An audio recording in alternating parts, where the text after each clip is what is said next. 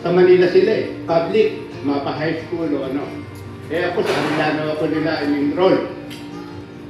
Namatay na ang nanay noon. Ate Helena ang nakis na ko pinaka-amat ina namin.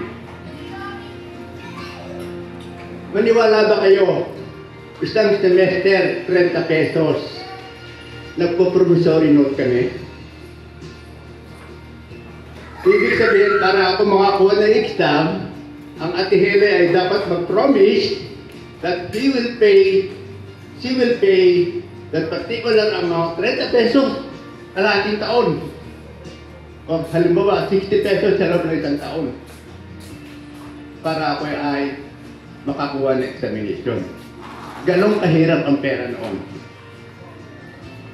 60 pesos. Makapag-aaral ka na ng isang taon.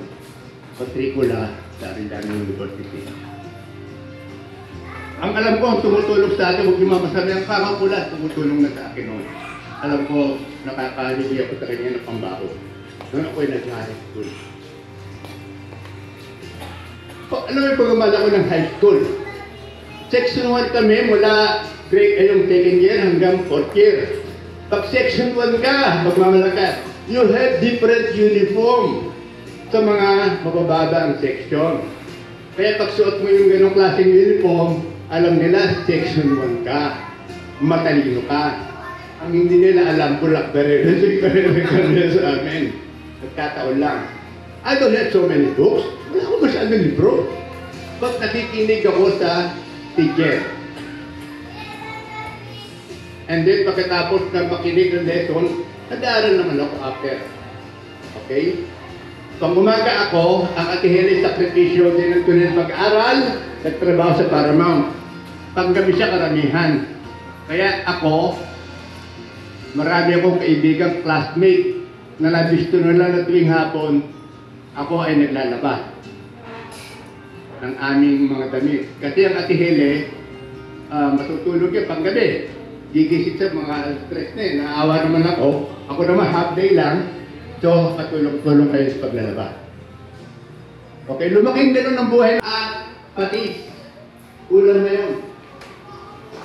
Si Chris, ang alam ko, hindi ko natandaan niya nakatikim ng gatas. Lumaki yan sa Cosmos. Saka sa Am. Hindi ko alam na magiging matalino yan eh. Hindi ko Am and Cosmos. Hindi kami hindi ko alam na naibigyan ng atin ng ng gatas. O Ovaltine. Ito no.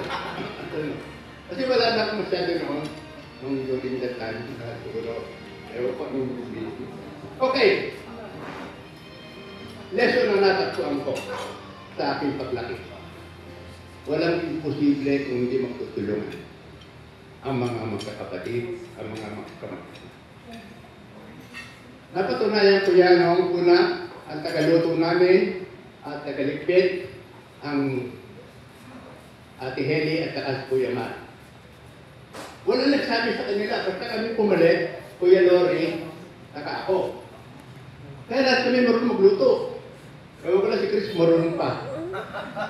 Ay no, hayo po. Lahat ng pagkari naman. Ay no, hayo po. Pumalit kami ng Kuya Lori. Lagi kami nag-aaway niyan. Turuan. Ako na yung nag-imis sa mesa. Dapat ikaw nung magbukas sa plato, di ba? Ganyan, palagi. Araw-araw yan.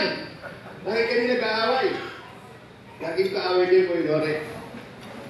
Anyway, nung wala na kami, hindi ko wala naman sinasabi palitan kami.